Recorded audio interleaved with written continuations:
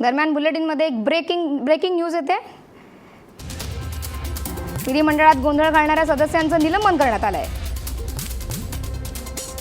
गिरीश बापट यांनी प्रस्ताव मांडला होता याविषयी। 13 आमदारांचं या संदर्भात निलंबन करण्यात आलंय। निलंबन मागे घेत नाही तोपर्यंत कामकाजावरती त्यांनी बहिष्कार सुद्धा टाकलाय। दरम्यान विधिमंडळात गोंधळ घालणाऱ्या सदस्यांचं निलंबन करण्यात आलंय। विधिमंडळाच्या विधानसभेच्या कामकाजाला सुरुवात झाली होती। गिरीश बापट यांनी प्रस्तावही मांडला होता विधानसभेत गोंधळ घालणाऱ्या आमदारांना निलंबन करण्यासाठीचं। त्यामुळे 13 आमदारांना आता त्यांचं निलंबन करण्यात आलंय। निलंबन मागे घेत नाही तोपर्यंत त्या कामकाजावरती बहिष्कार टाकणार असल्याचं कळतंय। त्यामुळे आजचा दिवसही गोंधळाचाच असल्याचं दिसतंय। गिरीश बापट यांनी या संदर्भात प्रस्ताव मांडला होता।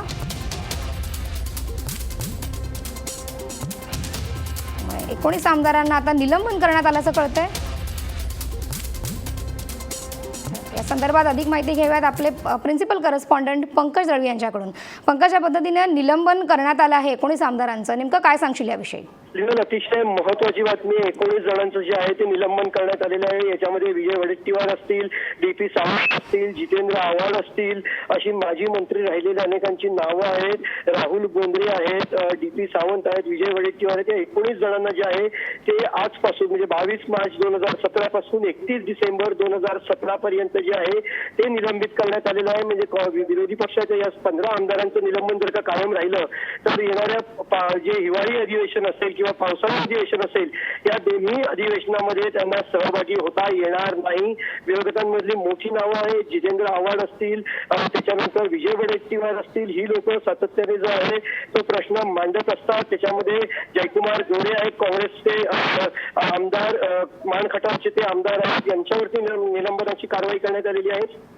सरकार जे आहे ते कुठेतरी कर्जमाफीच्या मुद्द्यावरनं सकारात्मक असताना विरोधकांकडून कुठलीही भूमिका समजून न घेता सातत्याने अशा पद्धतीचा गोंधळ घातला गेला आणि त्यामुळे राज्यासमोर चुकीचा मेसेज गेला, सभागृहाचा अवमान झाला, अशा पद्धतीची भावना ठेवत गिरीश बापट संसदीय कामकाज मंत्री त्यांनी स्वतः प्रस्ताव मांडला आणि या प्रस्तावावर आवाजी मतदान पद्धतीने जे आहे ते होकार घेण्यात आला आणि प्रस्ताव मंजूर झाला। आणि त्याच्यानंतर जे आहे ते विरोधकांनी या मुद्द्यावरनं गोंधळ घातलेला आहे। निश्चितच महत्वाचा निर्णय 15 मोठे आमदार, 15 भांडणारी नावं, 15 गोंधळ करणारी नावं यांचं निलंबित केलं। दरम्यान जे आमदार आहेत त्यांनी बहिष्कार मागे म्हणजे जो आहे निर्णय घेतलाय तो मागे घेतला नाही तर बहिष्कार कामकाजावर टाकण्याचा निर्णय घेतलाय, नेमकं काय अधिक सांगशील याविषयी?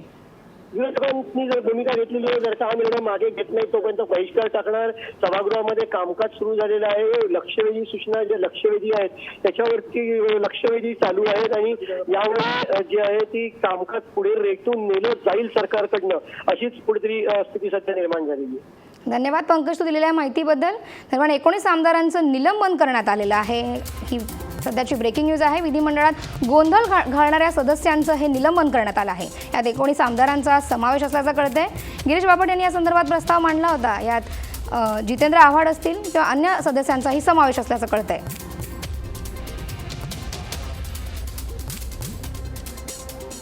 आपल्यासोबत जितेंद्र आव्हाड आहेत, आपण त्यांना विचारूयात। सर, निलंबन करण्यात आलंय, नेमकं काय सांगाल तुम्ही याविषयी? नाही, मला माहित पण नाही निलंबन का करण्यात आलेलं आहे। असं काय म्हणजे अँटी डेमोक्रेटिक किंवा असंसदीय कुठलंही काम केलेलं नाही। म्हणजे केवळ सत्ताधारी पक्षाला राग आला असेल म्हणून जर निलंबित होत असेल तर ही लोकशाहीचाच सर्व 288 आमदारांपैकी जवळजवळ अख्खं सभागृह सत्ताधारी पक्ष धरून गेले काही दिवसापासून कर्जमाफीची मागणी करते।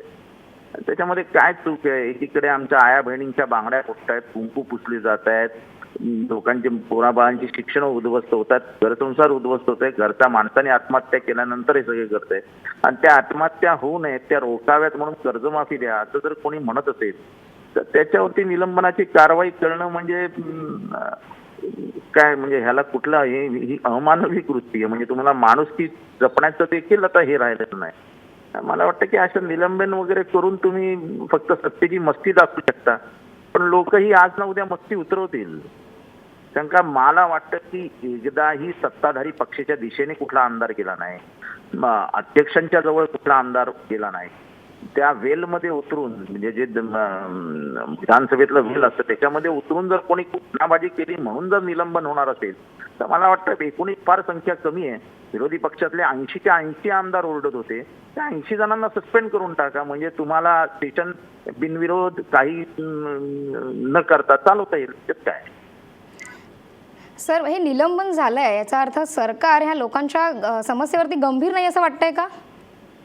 हे सरकार कधीच गंभीर नव्हतं आणि त्यात जर हे सरकार असं म्हणजे दादागिरीने वागणार असेल तर मला वाटतं की महाराष्ट्रातली जनता ही फार काळ सहन करणार नाही. ठीक आहे, यशामुळे हुरळून जाऊन यशामुळे जर मगरुरी येणार असेल सत्तेची तर महाराष्ट्राची जनता ती उतरवेल. धन्यवाद जितेंद्र सर, तुम्ही दिलेल्या माहितीबद्दल.